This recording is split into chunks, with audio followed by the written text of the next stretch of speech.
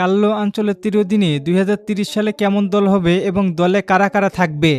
Carlo আনচেলত্তির সাথে ব্রাজিলের চুক্তি আছে 2030 সাল পর্যন্ত, তাই তার অধীনে নতুন স্কোয়াড তৈরি করবে সেলেসাওরা।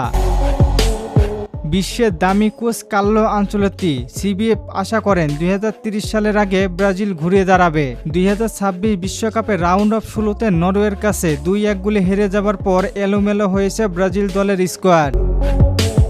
2026 সালে ব্যর্থতার পরে তরুণ প্রতিভাবানদের নিয়ে দল পুনর্গঠনের কাজ শুরু করে দিয়েছে সিবিএফ। উদীয়মান তরুণ তারকাদের দলে জায়গা করে দিতে ব্রাজিলের স্কোয়াড থেকে বাদ পড়বেন ক্যাসমিরো, দানিলো, আলেক্সান্দ্রো, নেইমার জুনিয়রের মতো তারকা, এছাড়াও অ্যালিসন বেকারের মতো অভিজ্ঞ গোলকিপার এবং মার্কোনোস ডিফেন্সের মতো তারকাও। আমরা ধারণা পেয়েছি কার্লো আনচেলত্তির অধীনে একেবারে ভয়ঙ্কর নতুন স্কোয়াড গড়তে যাচ্ছে সেলেসাওরা, যারা ব্রাজিলের হেক্সা জয় করতে পারে। ব্রাজিলের গোলকিপার হিসেবে 4 জন আছেন: হুগো সুজো, গ্যাব্রিয়েল ব্রাজাও, কার্লোস মিগুয়েল এবং বেন্টো। ডিফেন্স লাইনে থাকবেন Eder Militao, Gabriel মাগালেস, Lucas Beraldo, Murilo এবং ভিটর রেইস, সাথে ব্লেমার।